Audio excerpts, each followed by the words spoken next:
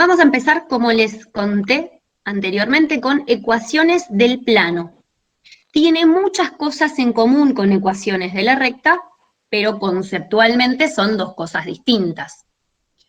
Nosotros cuando vimos ecuación de la recta charlamos que para que se defina una recta necesitamos tener dos puntos y que por dos puntos distintos pasará una única recta. Cuando hablamos de ecuaciones del plano, a un plano lo podemos definir a partir de 3 puntos. Pero nos aclara que estos 3 puntos no estén alineados. ¿Por qué nos aclaran que los puntos no estén alineados? Porque si no sería una recta y no determina un plano. Bien. ¿Y por qué una recta no determina un plano? Porque es paralela a uno de los ejes. No. Puede que no. Porque por una recta pasan infinitos planos, profe. Ahí me gustó, muy bien. Porque una recta pertenece, o está incluida en realidad, una recta está incluida en infinitos planos. Eso que estamos hablando se llama haz de planos. Y esto a mí del pizarrón me sale bastante bien, vamos a ver acá. Yo con esta inclinación, les doy una recta, ¿no? Entonces yo puedo, por acá, graficar un plano que contenga esa recta. Después puedo graficar otro plano que también contiene esa recta. Puedo graficar a otro plano que también contiene a la recta. ¿Sí? Yo sé que la recta va a pertenecer a algún plano, pero no lo puedo determinar porque pertenece a infinitos planos, que es justamente esto que estamos hablando, que se llama haz de planos, y lo trabajamos en esta unidad también. ¿Se acuerdan con la ecuación con el haz de rectas que teníamos, que por un punto pasan infinitas rectas? Bueno, esto es lo mismo, pero evolucionado, digo yo. O sea, en lugar de un punto tenemos una recta, en lugar de una recta tenemos un plano. ¿Sí? Lo que estamos haciendo es aumentando una dimensión. Estamos pasando de la hoja, o estamos pasando en realidad del renglón a la hoja. ¿Sí? Pasamos de la recta numérica al plano cartesiano. Estamos agregando una dimensión. Entonces, si tenemos, como decía recién la compañera, si tenemos 3 puntos alineados, estos 3 puntos forman una recta. Ahora, ¿qué pasa con el vector AB y con el vector BC? ¿Son paralelos? Son paralelos. Son consecutivos. Sí, en este caso son consecutivos, muy bien. Yo podría haber elegido al vector AC y a la B y hacer la misma pregunta, porque yo sé lo que estoy pensando, ¿no? Y también serían paralelos. Bien. ¿Y qué más?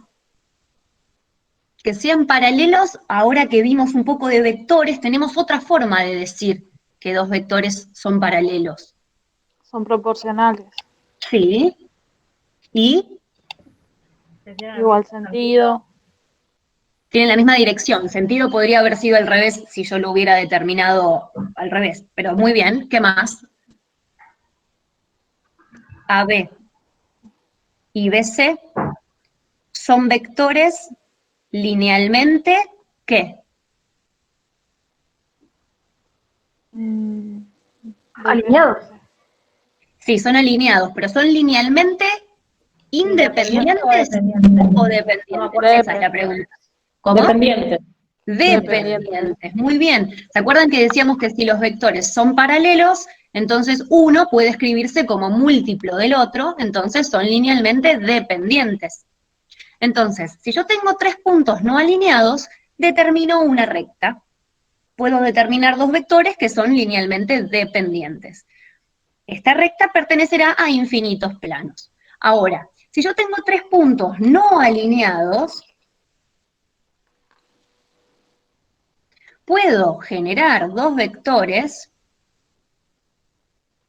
los hago todos partiendo de D porque se me ocurrió, ¿sí? 2 vectores cualquiera con estos 3 puntos, y estos vectores, ¿están alineados? Ya dijimos que no.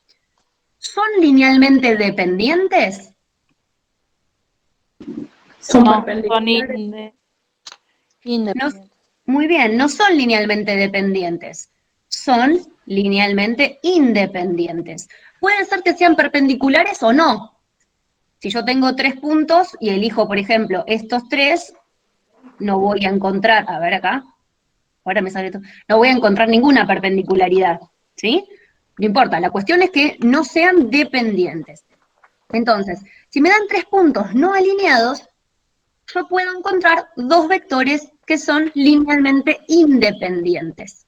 Y la combinación lineal de estos 2 vectores, la combinación lineal, vamos a poner la combinación lineal del vector DE y del vector EF va a determinar un plano. Le pongo comillas, después van a ver por qué. Porque, ¿qué es lo que pasa con esta? Esperen. ¿Qué es lo que pasa con la combinación lineal de estos 2 vectores? Nos va a ir dando infinitos puntos, ¿sí? Pero que no se van a mover en una dirección, se van a mover en 2 direcciones. Ahora vamos a mirarlo con un link. Esperen porque estaba pensando algo y se me fue de la cabeza. Ah, ya está. Volvemos. Entonces, yo les di los puntos D, E y F, y les dije que podemos armar el vector DE y el vector EF. Pero ¿qué pasa? Cuando analíticamente escribimos al vector DE, ¿sí? Esto nos va a dar un vector, que le vamos a poner X y Z, porque en el plano estamos en R3, ¿sí? Tenemos que usar 3 componentes. Entonces, analíticamente, el vector DE va a ser el X y Z, pero recuerdan que cada vez que hallábamos un vector analíticamente nos daba el fijo asociado. ¿Se acuerdan de eso? Sí. Que si yo les doy 2 puntos, por ejemplo, estos son los ejes, yo les doy 2 puntos, si encuentran el vector, las componentes van a coincidir con el fijo asociado, porque tengo un montón de vectores equipolentes a él. Entonces, siempre que lo hallamos analíticamente, vamos al fijo asociado.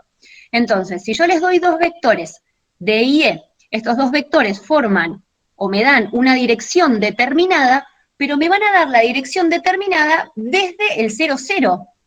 Y si yo quiero tener al plano por acá arriba, voy a tener que moverlo, digamos, voy a tener que subirlo para que se encuentre en el punto que yo quiero. ¿Me entienden conceptualmente? Después lo hacemos con cuentas, necesito que entiendan la idea. Sí, profe. ¿Sí? Sí, profe. Bien. Entonces, analíticamente, vamos a tener un plano, por eso le puse comillas, ¿sí?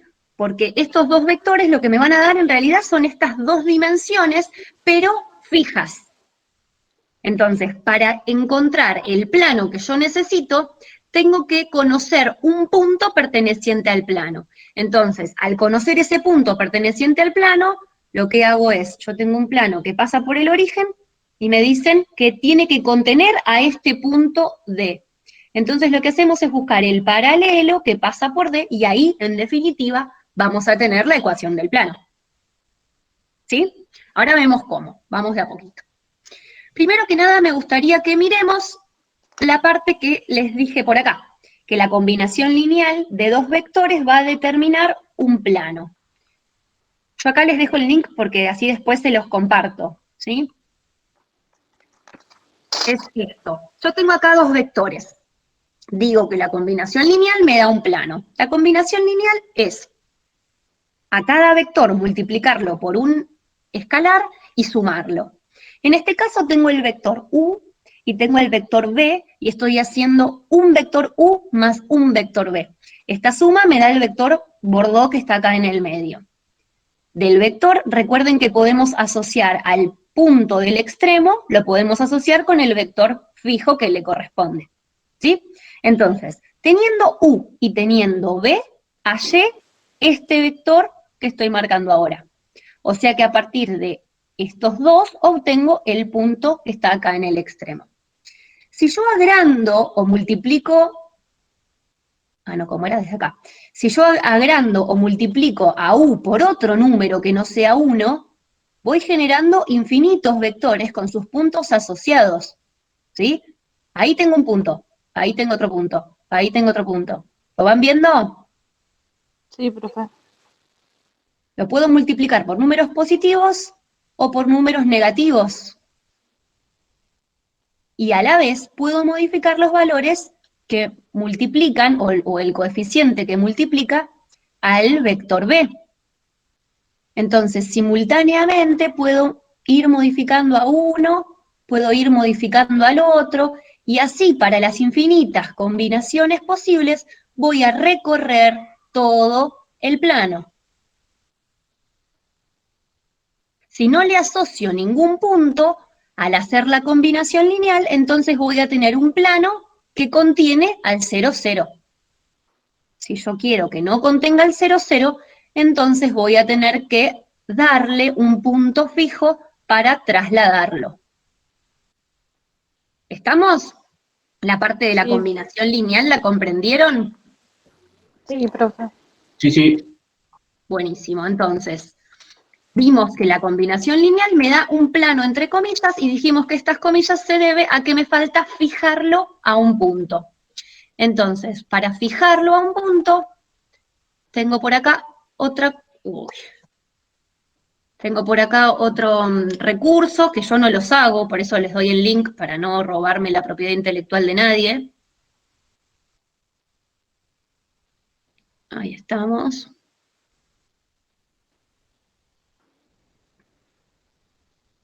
Vamos a mirar cómo lo construyeron. A ver, movemos un poquito.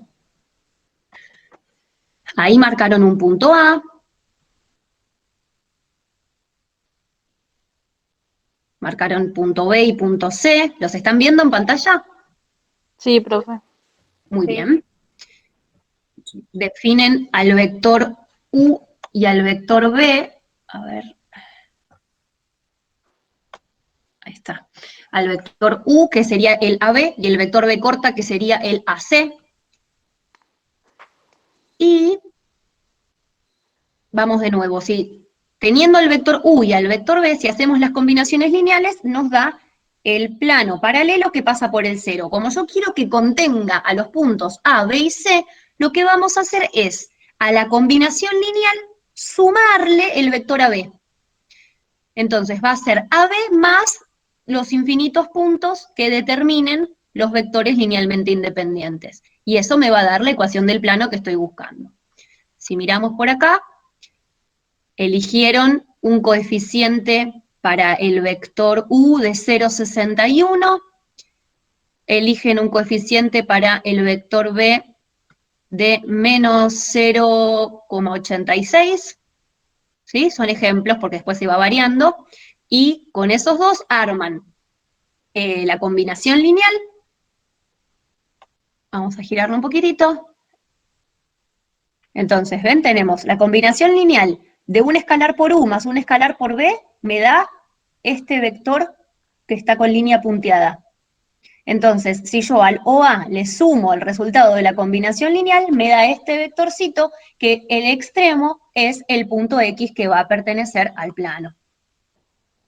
De la misma manera que como les mostré antes, si vamos cambiando los valores de los parámetros, vamos a encontrar infinitos puntos y todos esos puntos pertenecen al plano. Este es el plano, ¿ven? El que está en verdecito. Entonces uno va moviendo los coeficientes, o los parámetros en realidad, y recorre todo el plano. Esto está re lindo para mirar, para girar, porque ustedes pueden ver por abajo del plano, por arriba, lo ponen a dar vueltas, ¿sí? Así que después les paso el link para que lo miren un ratito más y terminen de comprender de dónde viene todo este formuleo. Entonces, a partir de esto que les expliqué, podemos ver que si yo conozco dos vectores linealmente independientes, llamados U y B, por ejemplo, y conozco un punto que pertenece al plano, que lo llamaré P sub 0, para hallar la ecuación del plano, lo que vamos a hacer es escribir un vector, que en este caso el vector sería el OX, ¿sí? ¿Por qué? Porque a mí de ese vector me interesa relacionarlo con su extremo, Entonces, el vector OX, que yo lo voy a llamar OP, sale de sumar al OP sub 0, o sea, al vector fijo que relaciona al 0, 0 con el punto dado, ¿sí? A ese OP sub 0 le sumamos la combinación lineal de estos vectores linealmente independientes. Para eso los multiplicamos por un parámetro y por otro. Generalmente se usan estas letras que se llaman lambda y mu. Pero se puede poner A y B, alfa, beta, lo que ustedes quieran. Entonces, todo esto que hablamos antes fue la combinación lineal de los vectores linealmente independientes, que son los que me dan la dirección. Por lo tanto, a estos dos vectores también se los conoce como vectores directores. En la recta teníamos un vector director, porque la recta tiene una dirección. En el plano vamos a tener dos vectores directores, porque el plano tiene dos direcciones, digamos, dos dimensiones, ¿sí? Entonces, a la combinación lineal de los vectores linealmente independientes, le sumamos el punto, que es el que me permite fijarlo y determinar la altura del plano en cuestión. Altura entre comillas, ¿no? Me refiero a si está más arriba o más abajo del 0, no a la altura de un cuerpo. Esto que acabo de escribir es la ecuación, ¿cómo se puede llamar? A ver. Ecuación del plano. ¿Sí? ¿Qué tipo de Ecuación vectorial del plano. Vectorial del plano. Vectorial o también vectorial paramétrica. Yo le digo vectorial sola, pero ya que estamos, la decimos completo. Vectorial paramétrica del plano. Espectacular.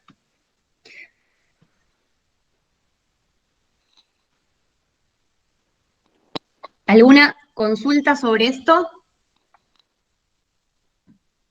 No, profe. Bueno, y ahora vamos a hacer lo mismo que hicimos con la recta, ¿sí? Vamos a empezar a trabajar a partir de acá para ver qué otras ecuaciones o de qué otras formas podemos escribir la misma ecuación. Entonces, vamos a recordar cuáles fueron nuestros datos. Nuestros datos fueron dos vectores linealmente independientes a los que llamé U y B. Le voy a poner las componentes genéricas. UX, UI, UZ, BX, BY, BZ. Aclaración, si me hubieran dado los 3 puntos, ¿qué hago? Yo determino dos vectores, y ellos son los vectores linealmente independientes, ¿sí? No hace falta que tengan el mismo origen. Con dos vectores cualesquiera les van a dar porque las direcciones están dadas por ellos. ¿Se entendió eso? Sí, profe. Sí. Perfecto. Entonces, datos, dos vectores linealmente independientes y un punto. Si no me dan el punto, fui. Una vez que tengo estos datos, voy a retomar la ecuación vectorial paramétrica reemplazando, ¿no? Entonces, el OP es el conjunto de los infinitos puntos del plano. O sea que es el vector genérico que lo voy a llamar X y Z, es el que contiene mis variables, como hablábamos antes. El OP sub 0 es el vector fijo asociado al punto P sub 0. Entonces, el OP sub 0 va a tener las mismas componentes que el punto P sub 0, por el isomorfismo entre los puntos del plano y los vectores, o los puntos del espacio en este caso. Muy bien, más lambda por el vector U, más mu por el vector B. Esta ecuación es la misma que escribimos antes, pero desarrollada, ¿sí? No tiene un nombre nuevo. ¿Qué hago a partir de acá? No trabajaríamos Puedo aplicar algebraicamente. producto por el escalar, suma de vectores. Exactamente eso, muy bien. La primera parte la dejo como está, después hacemos producto por el escalar y suma de vectores.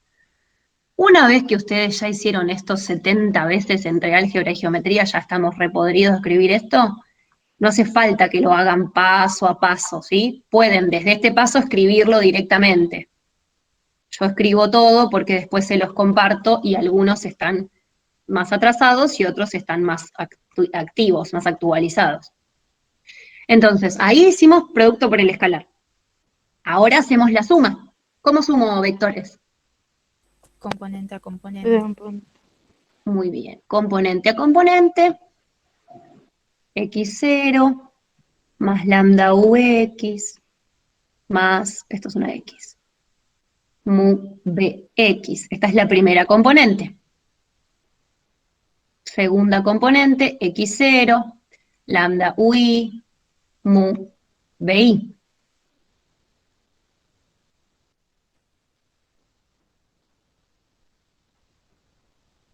Estaba mirando que la U y mu me salen iguales. Si no me entienden, avísenme y lo borro, ¿eh? ¿Y la última componente me la dictan? Z sub 0 más lambda UZ más mu BZ. Muy bien. ¿Quién está hablando? ¿Morat? Sí, profe. ¿Cómo le va, Morat? Muy bien, gracias. Sentía una voz conocida y no me daba cuenta quién era. Muy bien. ¿Y ahora qué hacemos? Por igualdad de vectores, igualamos primera componente con primera componente, segunda con segunda y armamos el sistema. Espectacular. Muy bien. Eso que dijo la compañera es lo que ustedes deberían escribir. Recuerden que yo una vez les dije que por acá yo lo voy justificando, pero es poco lo que escribo, ¿sí? Todo lo que yo diga ustedes deberían anotarlo para que esté bien completo. ¿Y acá qué obtuvimos? La ecuación paramétrica. Sí, las ecuaciones paramétricas, ¿qué? Del plano. Sí, paramétricas o paramétricas cartesianas Vectoriales, ¿no eran? del plano. La vectorial es la que estaba acá. Sí. Muy bien. Entonces ya obtuvimos dos ecuaciones de la recta, del plano. ¿Qué hacemos ahora? Despejo lambda. Despejamos. Ajá. ¿Qué pasa si despejamos lambda? Vamos a probar. Despejo lambda del primero, ¿no? Milagro.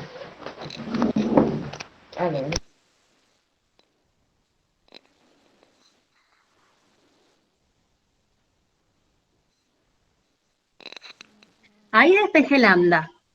Pero fíjense que me quedó x menos x0 menos mu bx y ux. O sea que cuando yo despejo lambda, no hago que desaparezcan los parámetros, porque va a desaparecer lambda, pero me va a seguir quedando mu. Y no lo voy a poder despejar, porque me va a quedar lambda despejado en 3 oportunidades.